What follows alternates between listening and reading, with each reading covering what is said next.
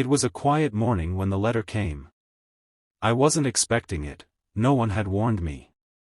It was one of those envelopes that immediately made you question your entire existence, the kind that makes your stomach twist when you realize it's not just junk mail. At first, I thought it was some error, a mix-up in the system, or maybe a scam. But no, as I read through it, my fingers froze. The words leapt off the page in a way that made everything else around me fade into a blur. Violation notice. My eyes scanned the lines, and the realization hit me like a brick to the chest: the HOA was coming for me. It wasn't just a suggestion, it was an ultimatum. They threatened to bulldoze my house. I wasn't a part of their association, I never had been, and I never planned on being. But they didn't care about that. They didn't care that I owned my property outright, with my name legally stamped on the deed. No, the HOA had decided that my house, my land, my freedom, was theirs to control. And they weren't going to stop until I gave in. It's not like I hadn't heard the rumors. In my neighborhood, the HOA had a reputation. They ruled with an iron fist, dictating every little detail, from the color of your mailbox to how high your grass could grow. A fine for an inch too tall, a warning if your garden looked too wild. But my house, my plot of land, was always outside their reach, nestled far away from the pristine streets they controlled. Or at least, that's what I thought. I'd moved here for the freedom, for the open space, the ability to live on my terms without anyone telling me what to do or how to live. But now, with that letter in my hand, I realized I was wrong. The HOA had found a way to invade every corner of my life. They didn't care that I wasn't one of their members. In their eyes, it didn't matter. They had the power, and they were coming for me. The more I thought about it, the angrier I got. I wasn't just some passive observer in this mess, I was the one being targeted, and I wasn't going to let them bulldoze my life just because they had the authority to do so.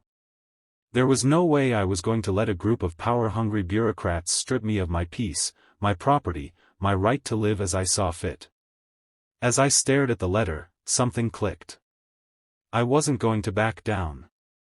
They thought they could intimidate me into submission, but they had another thing coming. This wasn't just about a house, it was about my fight for freedom. I knew this was just the beginning. The next few days were going to be hell. But I was prepared.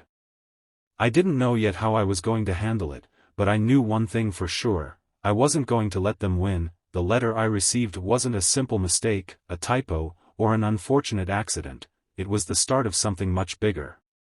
At first, I thought it was a simple misunderstanding, maybe a new intern who had sent the notice to the wrong address.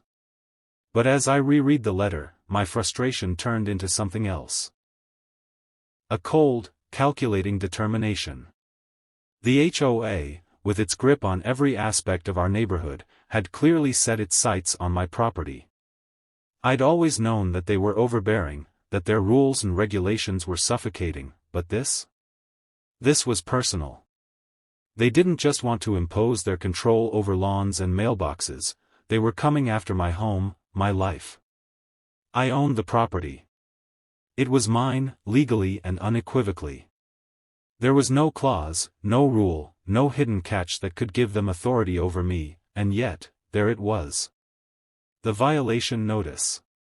They wanted to force me into compliance, make me bend to their will, and if I didn't, they were ready to bulldoze my house.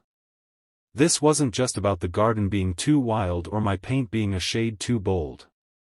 It was about power. It was about control.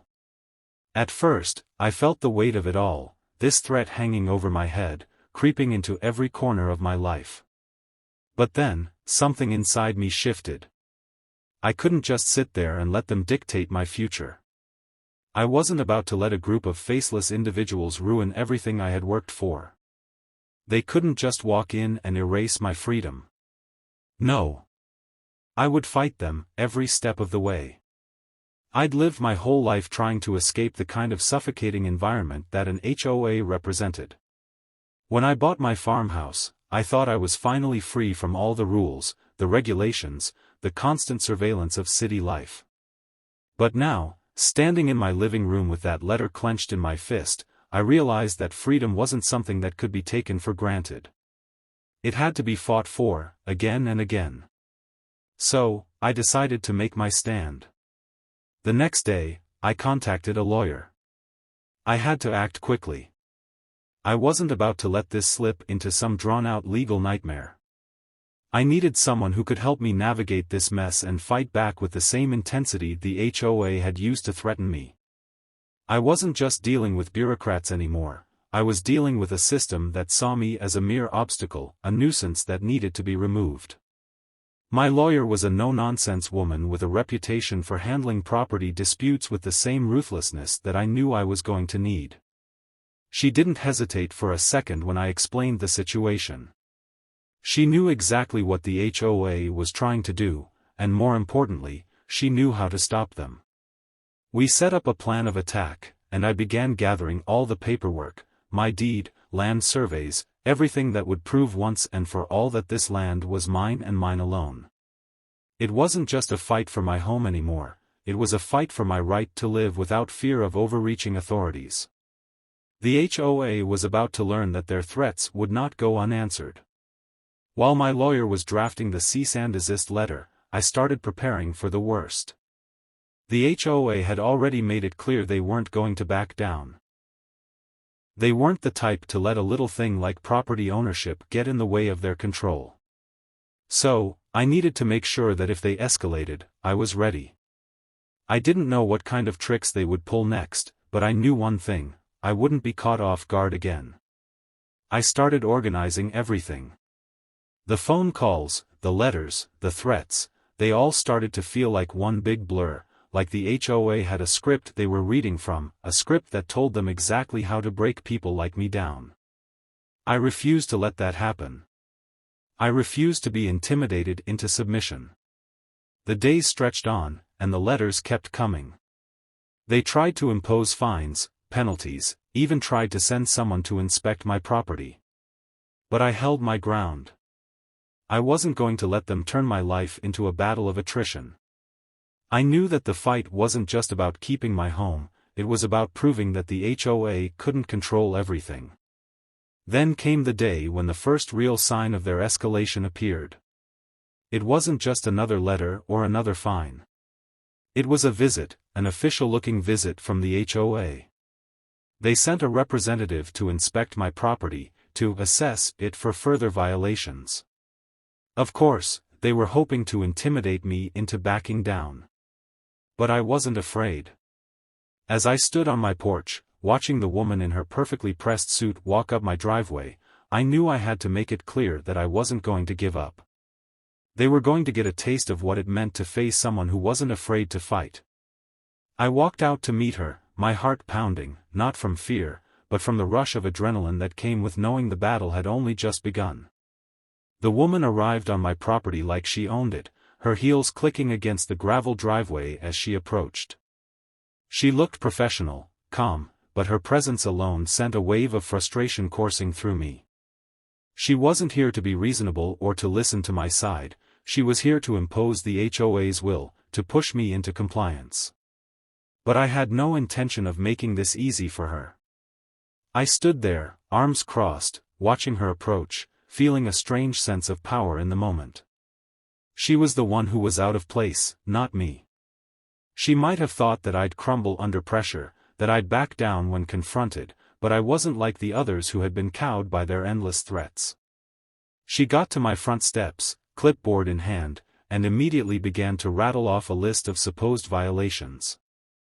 My lawn wasn't up to their standards, the barn wasn't visually pleasing from the street, and they had issues with my fence. Everything about my property seemed to anger her.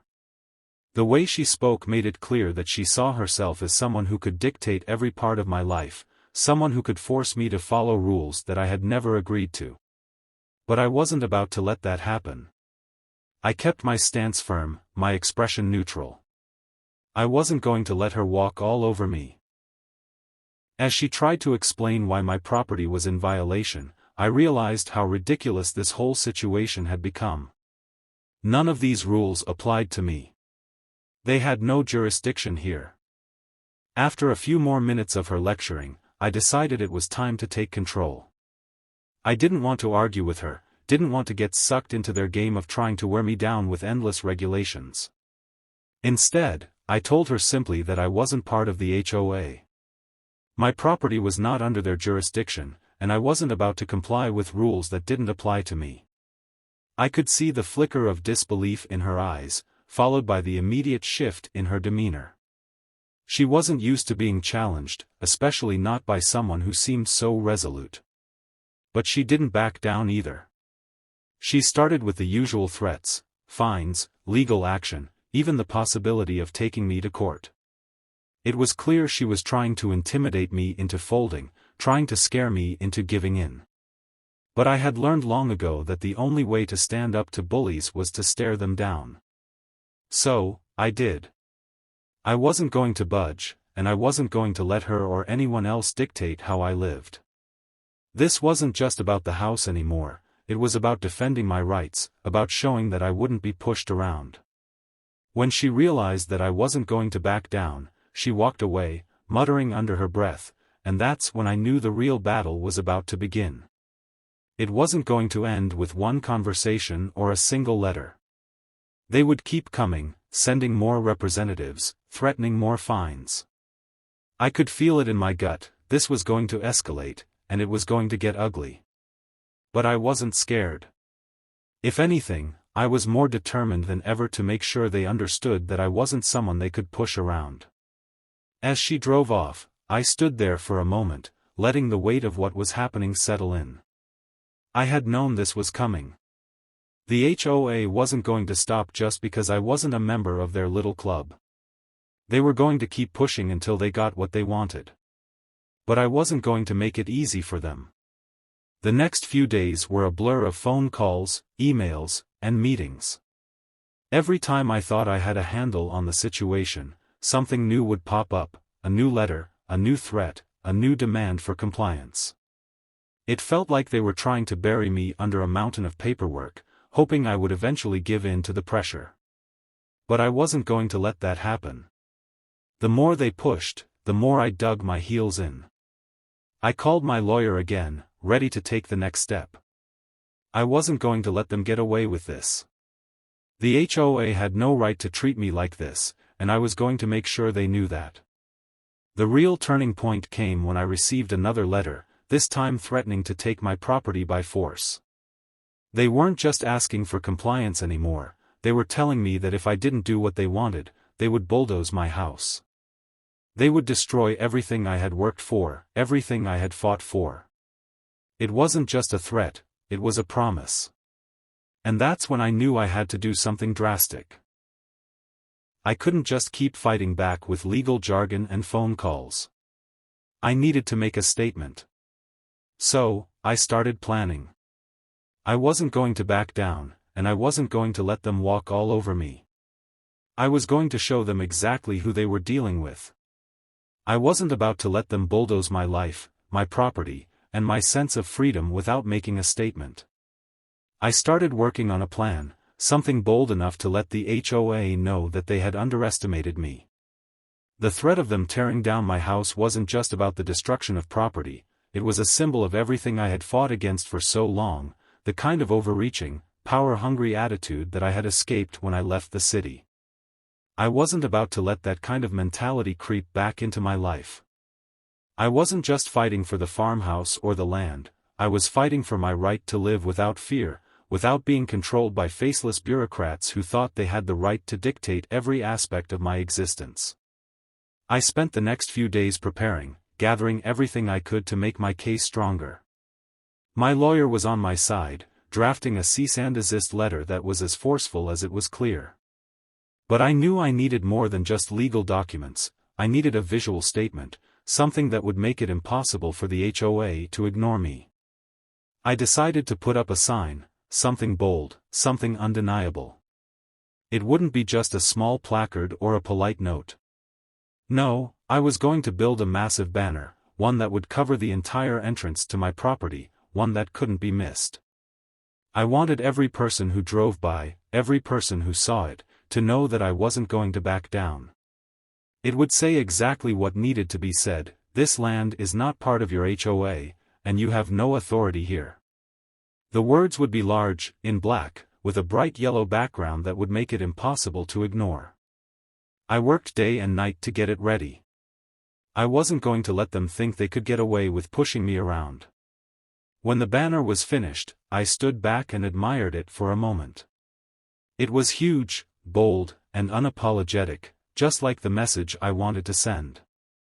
I knew it wouldn't be long before someone from the HOA would come to confront me about it, and I was ready. I wasn't afraid of them anymore. I wasn't afraid of their threats or their attempts to control my life. I'd already decided that I wasn't going to fold, no matter what. A few days passed in relative silence. No letters, no phone calls. It was almost eerie how quiet things became. I wasn't sure if the HOA was taking a step back to reassess their approach or if they were just waiting for me to make the next move. But then, one afternoon, it happened.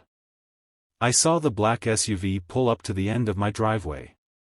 It was exactly what I had been expecting. Natalie, the president of the HOA, stepped out, wearing heels far too impractical for a visit to a farmhouse. She stormed up the driveway, her eyes fixed on the banner that hung at the entrance of my property. Her face twisted with anger as she saw the words clearly laid out for her to read. She didn't even attempt to be cordial. There was no "hello" or "how are you?" Just an immediate demand to take the sign down.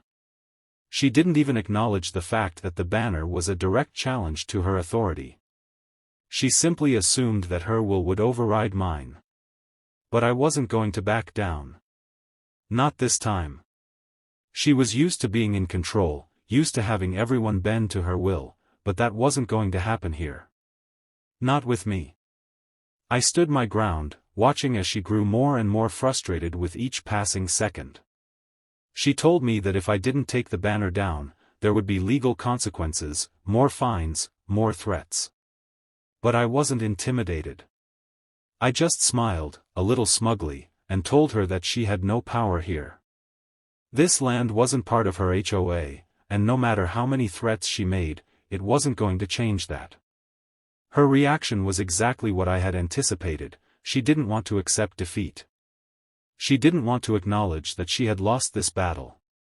Instead, she stood there, glaring at me with an intensity that only made me more resolute. She warned me that the HOA would escalate things, take this to court if they had to.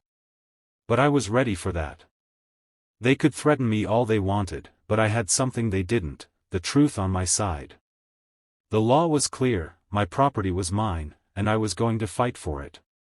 She stormed off after a tense moment, slamming the door of her SUV with enough force to make me wince. I wasn't sure what to expect next, but I knew one thing for sure: this wasn't going to be over until one of us finally gave up. But as the days passed, I realized something strange.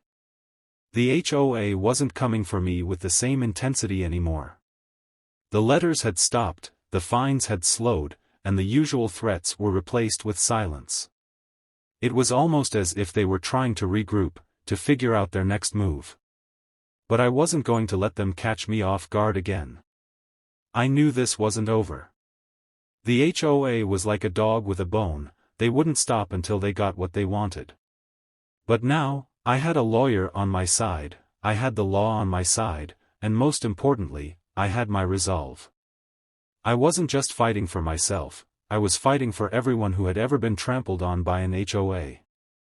I wasn't about to let them get away with this. The silence was unsettling, almost as if the calm before a storm. For days, nothing came through the mail, no further threats or demands. I almost wondered if the HOA had backed off, if they had realized they were fighting a losing battle. But I knew better than to think that it was over. These types of bureaucracies never truly give up, they just shift tactics, regroup, and wait for the right moment to strike again. I spent my days working on the farm, fixing the barn, repairing fences, and doing everything I could to keep my mind occupied. But in the back of my mind, I was always waiting for the other shoe to drop.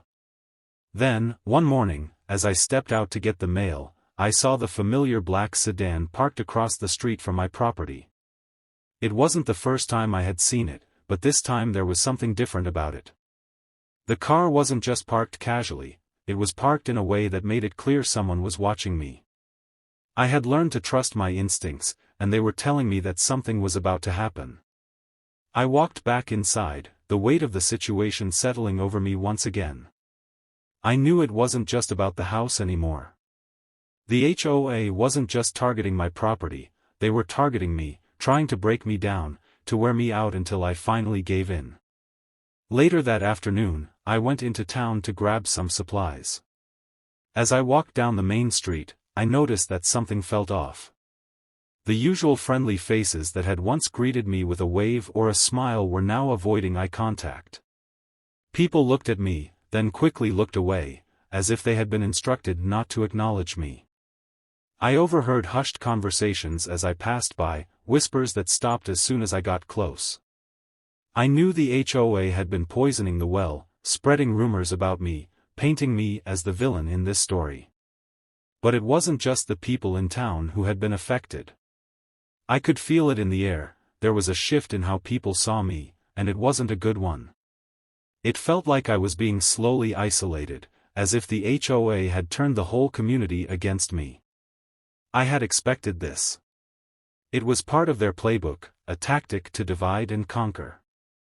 They wanted to turn the neighbors against me, to make me seem like the troublemaker, the one who didn't belong. But I wasn't going to let them succeed. I was stronger than that. I had fought too hard to let them tear me down with a few whispers and false accusations.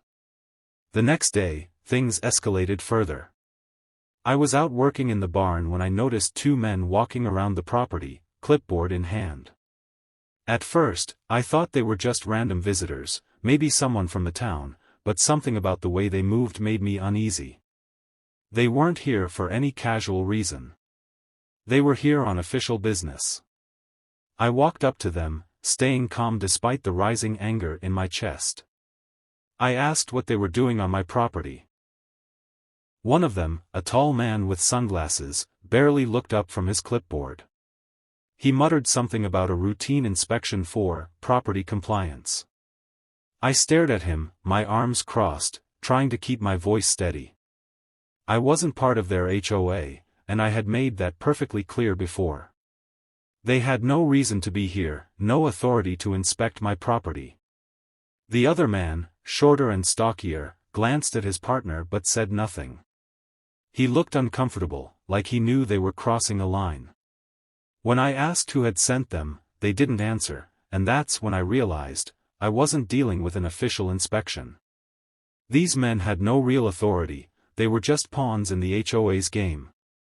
I ordered them to leave, and when they hesitated, I made it clear that I wouldn't tolerate trespassing.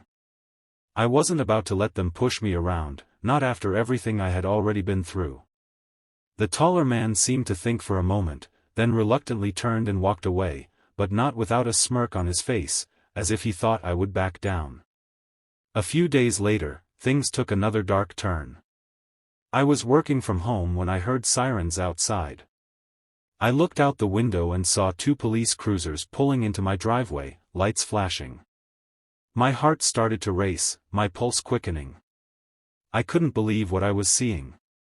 Standing next to the officers was Natalie, her arms crossed, her face a mask of feigned concern. I had no idea what she had told the police, but it was clear she had escalated this far beyond anything I had imagined. I stepped outside to meet the officers, trying to keep my composure. One of them, a younger man, glanced at Natalie before telling me that they had received reports of harassment and failure to comply with regulations. I could feel my blood boiling. Harassment? Me? I hadn't harassed anyone.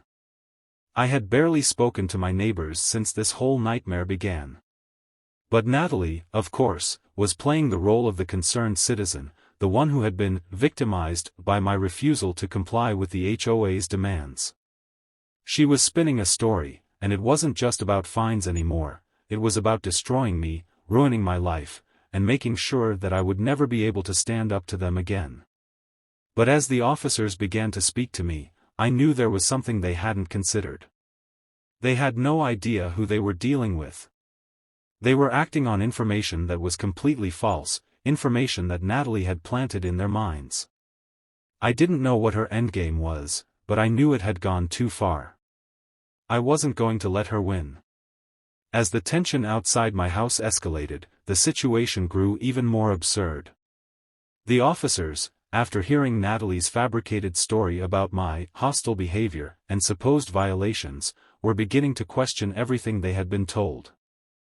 I stood there, calmly holding up my property records, the proof that my land had never been part of the HOA.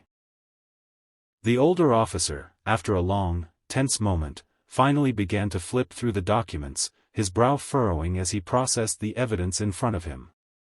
I could see the realization dawning on him. He wasn't here to arrest me, he was here because someone had manipulated the truth.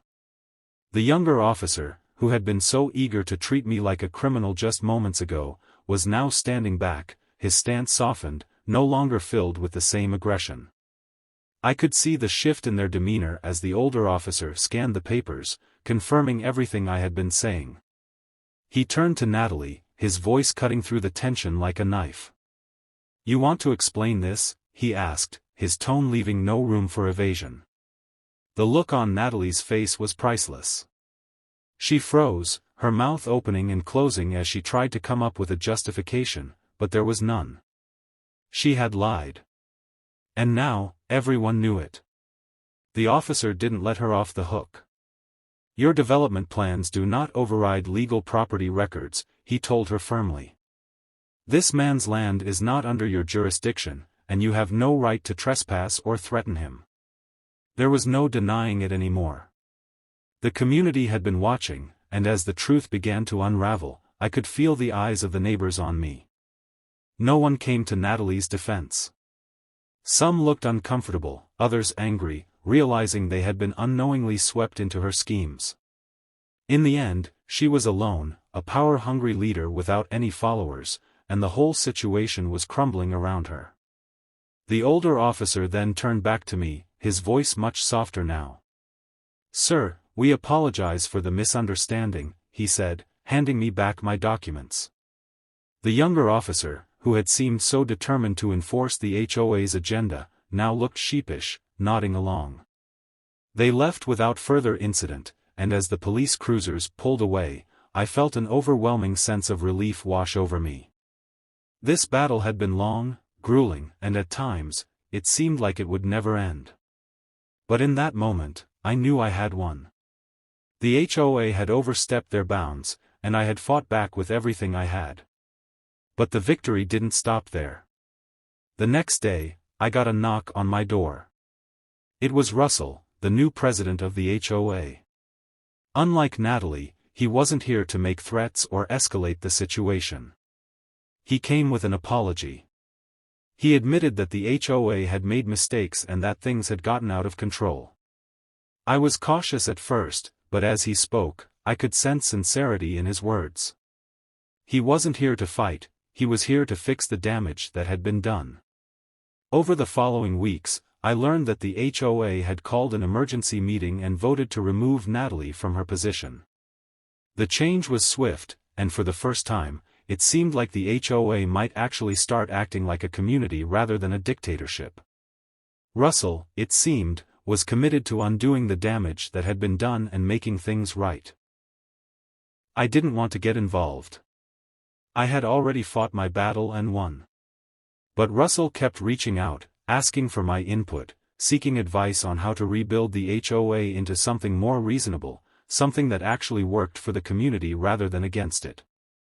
I didn't want to join their board, but I agreed to meet with him a few times and offer my perspective.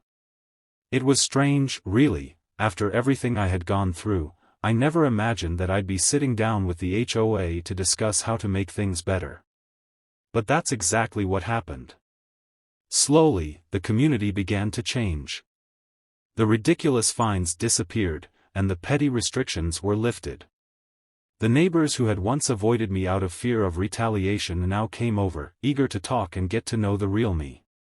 The HOA was finally starting to act like a community, not a police force, and it felt like I had a hand in that change.